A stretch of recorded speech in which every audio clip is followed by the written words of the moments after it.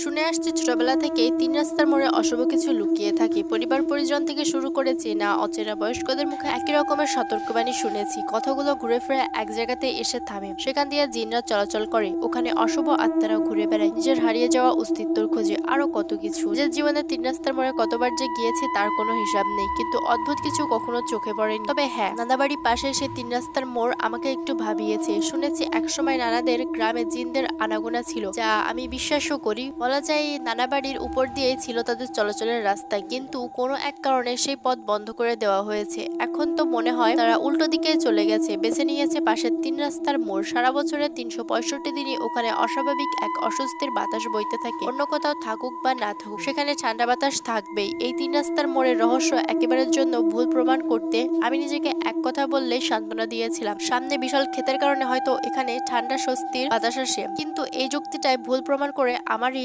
এক অতি পরিচিত ব্যক্তি। তার মতে আমার জন্মের আগে থেকে এই রাস্তা রহস্যময়। সে নিজ চোখে দেখেছে সাদা থকথকে পোশাক পরা এক বৃদ্ধকে, যিনি অজু সেরে হেঁটে যাচ্ছিলেন এই পথ ধরে তৎকালীন বটগাছের ভিতর। আর শুধু সেই নন, অনেকেই বলে বহু বছর আগে এই রাস্তার পাশের গাছগুলো মাথায় কারো অস্পষ্ট অবয়বে ঝুলতে দেখা যেত। বলে রাখা ভালো, সেই গাছগুলো বেশিরভাগই ছিল 3 থেকে 4 বিল্ডিং এর সমান উঁচু। যাই হোক, এক নিরিবিলি সন্ধ্যায় আমিও টের পেয়েছিলাম আমার পিছনে কেউ আছে। এই রাস্তার মোড়ের কথা বাদ দিয়ে যদি অন্য এক রাস্তায় মোড়ে আসি, তবে সেখানে সবকিছু পাল্টে যায়। একবার একজন থেকে শুনেছিলাম 2000 সালের দিকে সে মানে নতুন জামাই তার শ্বশুরবাড়ি যাচ্ছিল হেঁটে হেঁটে। শ্বশুরবাড়ির দূরত্ব তার বাড়ি থেকে ছিল 1 ঘন্টা হাঁটার পথ। শ্বশুরবাড়ি আদরের জামাই যাবে, তাও আবার পদ্মার ইলিশ এবং সেই সময়ের বিখ্যাত মজুমদারের মিষ্টি ছাড়া তা তো হয় না। তার হাতে ছিল ইলিশ রশি দিয়ে বাঁধা, আর কয়েকটা হাতে ছিল মিষ্টি, আর মনে ছিল জামাই আদরের ভোগ এবং বউয়ের হাতের যত্নের লোভ। জামাই মশাইয়ের আবার শর্টকাটের নেশা ছিল প্রচন্ড। তাই তিনি ঢুকে গেলেন এক ঝোপঝাড়ের মধ্যে থাকা রাস্তায়। হেঁটে হেঁটে জামাই রাস্তা পার হচ্ছিল,